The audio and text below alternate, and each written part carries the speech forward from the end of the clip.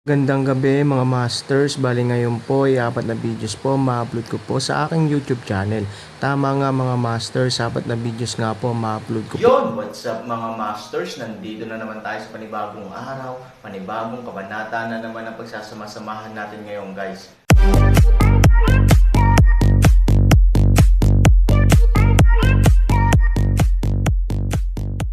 Bali mga masters, kung bago ka pa lang po sa aking YouTube channel, please click the subscribe button, lalong-lalo na po yung notification bell guys, para maging connected pa rin tayo sa isa't isa at maging updated kayo sa mga susunod ko pang video.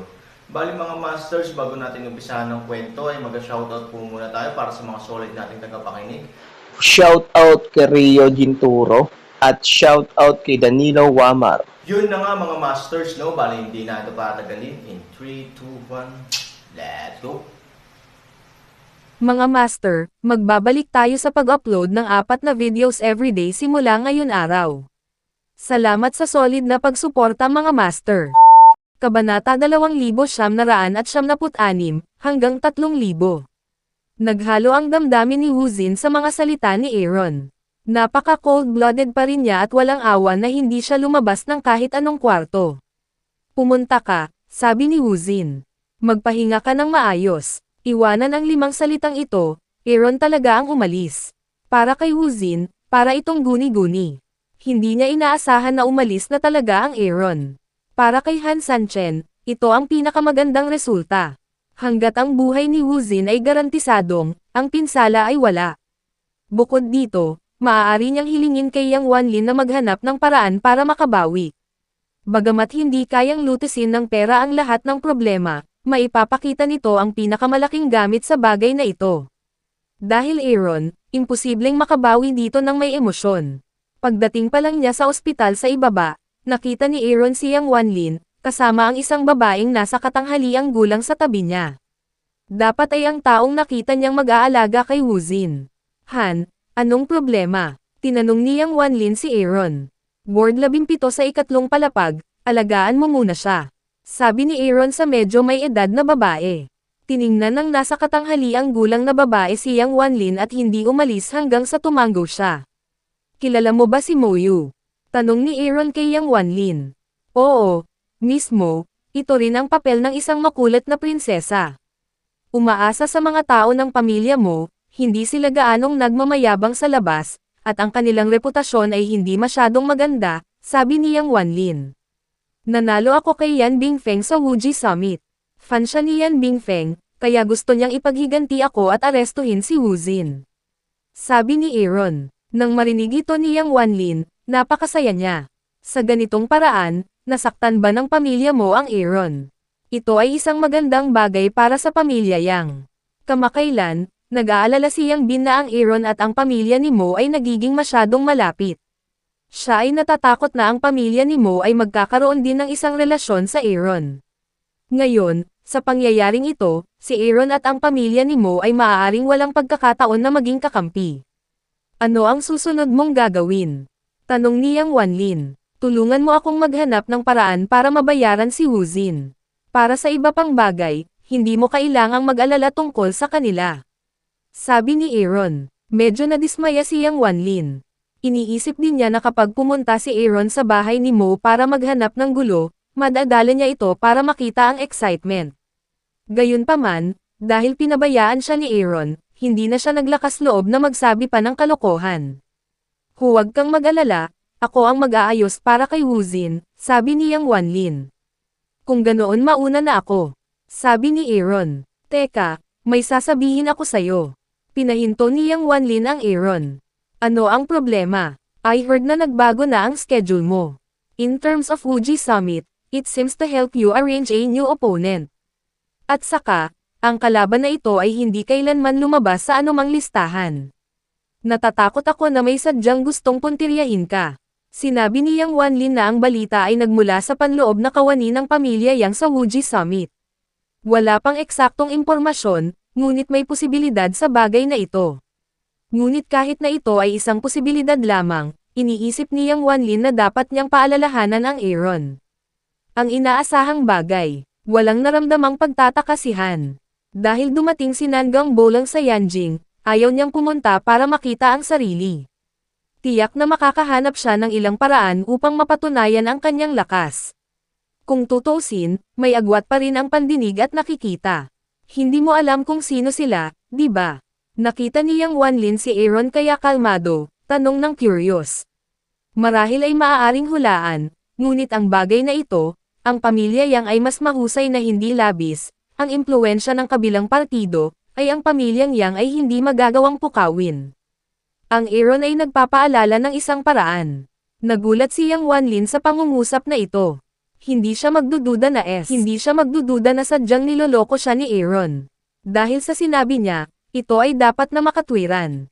Okay, don't worry. Sasabihin ko sa lolo ko pagbalik ko. Hinding-hindi na manggugulo ang pamilya Yang tungkol dito, sabi ni Yang Wanlin. Pagkaalis ni Aaron sa ospital, si Yang Wanlin ay nagmadali ring bumalik sa tahanan ni Yang. Nang sabihin ni Yang Wanlin ang mga salita ni Yang Bin Aaron, napakaseryoso ng ekspresyon ni Yang Bin. Nagkaroon siya ng mga pagdududa tungkol sa pagkakakilanlan at background ni Aaron noon, at naisip niya na si Aaron ay hindi lamang ang young master ng pamilyang Han, ngunit walang paraan upang makumpirma ang pagdududa na ito. Ngunit ngayon, ang mga salita ni Aaron sa wakas ay nagpapakita ng ilang mga pahiwatig. Sa Yanjing, kung mayroong isang tao na hindi ma-provoke ng pamilya Yang, natatakot ako na ang katayuan ng taong ito ay hindi lamang maimpluwensyahan sa mainit na tag-araw, ngunit nakakagulat din sa ibang mga bansa. At ang pagkakakilanlan ni Aaron ay hindi simple kung makakagawa siya ng mga kalaban sa gayong mga puwersa. Kung tutuusin, hindi naman langgam ang kalaban ng elepante. Alam ni Yang Bin ang simpleng katotohanan ito. Hindi ko alam kung anong klaseng malalaking tao ang dumating sa Yanjing. Nakaka-curious talaga, sabi ni Yang Bin light. Lolo, private ba tayong mag-check-in? Sinabi ni Yang Wanlin na siya rin ay masyadong interesado sa bagay na ito, kaya umaasa siyang malaman kung sino ang kabilang partido sa pamamagitan ng kanyang sariling paraan. Walang determinadong sinabi ni Yang Bin, dahil pinaalalahanan na siya ni Aaron, kung mausisa pa rin siya at mapupunta sa panganib, kapag naaksidente, hindi makakatulong ang Aaron, kaya ngayon ang pinakamahusay na paraan ay maghintay, kahit sino pa ang ibang partido ay, maya-maya ay lalabas ito. Lolo, Yanjing, mayroon bang hindi natin kayang bayaran? Si Yang Wanlin ay nagdududa na walang sinuman sa tatlong pamilya sa Yanjing ang makakasakit ng sinuman, ngunit wala sa kanila ang payag. Maging matigas. Siyempre, hindi siya nagdududa sa mga salita ni Aaron. Hulaan na lang niya kung masyadong exaggerated ang mga salita ni Aaron, may mga bundok sa labas ng mga bundok, at may mga tao sa labas ng mga tao. Ang pamilyang Yang man o ang dalawa pang pamilya, may kapangyarihan lang sila sa Yanjing. Ang mga tunay na makapangyarihang tao ay may kapangyarihan sa buong mundo. Walang paghahambing sa pagitan ng pamilya Yang at mga taong ito. Sabi ni Yang Bin. Tumanggo si Yang Wanlin, sabi ni Yang Bin, natural na hindi niya iniisip, by the way, what happened between Aaron and the Yang family? Tanong ni Yang Bin. Sa pagsasalita tungkol sa bagay na ito, hindi mapigilan ni Yang Wanlin na matawa at nagpaliwanag, si Mo Yu ay apo ni Yan Xiang at tagahanga ni Yan Bingfeng. Aaron ang nanalo kay Yan Bingfeng sa Wuji Summit. Si Mo Yu ay hindi kumbinsido sa bagay na ito, kaya siya ay gumanti laban sa Aaron at hinuhuli ang kaibigan ni Aaron, kaya't ngayon, sinaktan ni Mo Yu ang Aaron. Sa palagay ko, si Aaron ang nasa bahay ni Mo ngayon, natatakot ako na magkakaroon ng gap sa pagitan ng Aaron at ng pamilya mo. Hindi mapigilan ni Yang Bin na matawa. Ayaw niyang makitang palapit ng palapit si Aaron at ang pamilya ni Mo. Ngayon, ang bagay na ito ang makapaghihiwalay sa relasyon nila. Pamilya mo. Ang galit ay mapurol at matigas. Mula nang dumating ang Aaron, ang buong pamilya mo ay tila nababalot ng madilim na ulap. Walang sinabi si Han Sunny, na naging dahilan para hindi makahinga ang lahat ng pamilya mo.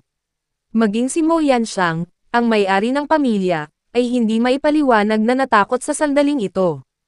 Hindi maintindihan ng maraming miyembro ng pamilyang Mo kung bakit si Mo Yan Xiang, na umaasa sa pakikipaglaban at pagpatay sa superior, ay natatakot sa isang 14 na taong gulang na bata sa ngayon. Ngunit napakalinaw ni Mo Yan Xiang sa kanyang puso. Sa mata ni Aaron, malamang ay wala ang pamilya ni Mo, kahit na madali niya itong sirain. Naaalala ko na sinabi ko na hindi ko mapupuntahan ang pamilya mo, ngunit ang saligan ay hindi maaaring magsimula sa akin ang pamilya mo. Sa mahabang panahon, sinabi ni Aaron. Pagkatapos ay sinabi ni Mo Yanxiang, ang wikang mo sa iyo, sa iyong pagtatapon, ang aking pamilya ng mo at ang wikang mo, ay gumawa ng malinaw na linya, hindi na siya ang aking pamilya ng mo. Sa sandaling lumabas ang mga salitang ito, ang mga mukha ng pamilya mo ay lubos na nagbago. Ang kompromiso ni Mo Yanxiang sa Aaron ay hindi masyado. Hindi niya pinapansin ang kaligtasan ng kanyang apo at gusto niyang ibigay si Mo Yu sa Aaron. Tatay, anak ko si Mo Yu. Nagkamali siya. Isa akong ama na dapat pasanin para sa kanya. Sinabi ni Mo Qian na wala siyang masyadong takot sa Aaron dahil wala siyang masyadong alam tungkol sa Aaron, at hindi niya akalain na ang Aaron ay may mas malakas na background bukod sa kanyang pagkakakilanlan bilang isang munting master. Mula ngayon, hindi ko na siya pamilya. Hindi inaasahan ni Mo Yanxiang na lalabas si Mo Qian para sabihin ito, ngunit ang kanyang tugon ay talagang first class. Ito ay katumbas ng pagpapaalis kay Mo Qian sa pamilya mo. Ikaw ang ama niya. Talagang hindi mo matatakasan ang responsibilidad sa pagpapalaki ng ninong. Si Han Sunny ay nagsasalita at naglalakad patungo kay Mo Qian. Mo Qian straight leng-leng na tumitingin sa Aaron, walang takot sa kahulugan, ay nagsabi, ito ang aking anak, wala kang karapatang magchismis tungkol sa kanya. She hurt my friend. It's reasonable for me to ask her to pay for it. Sabi ni Aaron. That's bullshit. My Mo Qian's daughter can be compared with ordinary people. Tila nawala ng katinoan si Mo Qian. Wala siyang pakialam sa posisyon ni Aaron sa isip ni Mo Yanxiang at nagsimulang magsalita ng walang kaparirikan. Ang Aaron ay nagbibigay ng malamig na ngiti. Marami na siyang nakitang mga yabang at dominanteng tao, at ito rin ang status quo ng maraming mayayamang tao. Para sa kanila, ang mga ordinaryong tao ay parang mababang tao. Maaari nilang saktan ang sino mang gusto nila. Sure enough, what kind of daughter, what kind of father, hindi mo ako binaygo, but unfortunately, your performance in my eyes, a dead end. Pagkatapos ng Aaron, pumunta siya sa Mo Qian. Ito ang pamilya ko. Aaron, mayroon ka bang lakas ng loob na manggulo? Ang kapangyarihan ng aking pamilya ay madaling mabaligtad ang iyong pamilyang Han. Nagngagat ang ngipin ni Mo Qian. Kaya kung durugan ang daan-daang langgam na katulad mo, pamilya mo. Ano yun? Aaron ginisyan upang matapos ang sinasabi, isa pinched Mo 7 speeches braso. Walang kamalay-malay na gustong lumaban si Mo Qian, ngunit dahil sa pambihirang kapangyarihan ni Aaron, hindi siya makagalaw. Ang kamay na ito ay ang presyo na dapat mong bayaran. Ang pangungusap na ito ay nagpapasama kay Mo Qian, ngunit bago pa siya magkaroon ng oras para tumugon, ang buong kanang braso ay hinayla ng Aaron. Bumubulwak ang dugo. Ang lahat ng mga tao sa pamilya ni Mo ay tumitingin sa Aaron ng may katakutan. Walang nag-iisip na ang Aaron ay nakagawa ng mga nakakagulat na bagay. Ang masakit na sigaw ni Mo Qian ay patuloy na umaalingaw-ngaw. Maraming kababaihan ang natatakot sa tagpong ito, malambot ang kanilang mga paa, at napaupo na sila sa lupa, na sinasabayan ng sigaw ng takot. Ang oras ng Morgarten ay isang gulo. Gaano ka nasisiyahan sa presyo? Nakangiting tanong ni Aaron kay Mo Qian. Si Mo Qian ay tumingin kay Aaron ng may takot. Sa oras na ito, ang Aaron ay parang demonyo sa kanyang paningin. Sa wakas ay naiintindihan na niya kung bakit natatakot si Mo Yanxiang kay Aaron. Anong klaseng bata ito? Ito ay isang demonyo sa lahat. Wala ka bang pakialam kung gagawin ko? Lumingon si Aaron at tinanong si Mo Yanxiang. Hindi malay ni Mo Yanxiang ang kanyang ulo. Maraming malupit na bagay ang ginawa ni Mo Yanxiang, ngunit natakot pa rin siya sa sitwasyon ni Aaron. Siya ay mas at masigurado na Aaron, isang 14 na taong gulang na batang lalaki, ay hindi simple. Kung hindi, sinong mga bata ang maaaring magkaroon ng ganitong malupit na paraan at panatilihin ang kanilang mukha? Tumalikod si Aaron at naglakad patungo kay Mo Yu. Mo Wika ay natakot na umupo sa lupa, mapatla. Hindi niya inaasahan na 2 salita lang ang sinabi ni Mo Qian para sa kanya, at magbabayad ng napakasakit na halaga. Umaasa pa rin ito kay Mo Qian, ngunit ngayon, alam na ni Mo na walang makakapagligtas sa kanya. Huwag ka dito, huwag ka dito. Mo Wika gulat sa Aaron sinabi.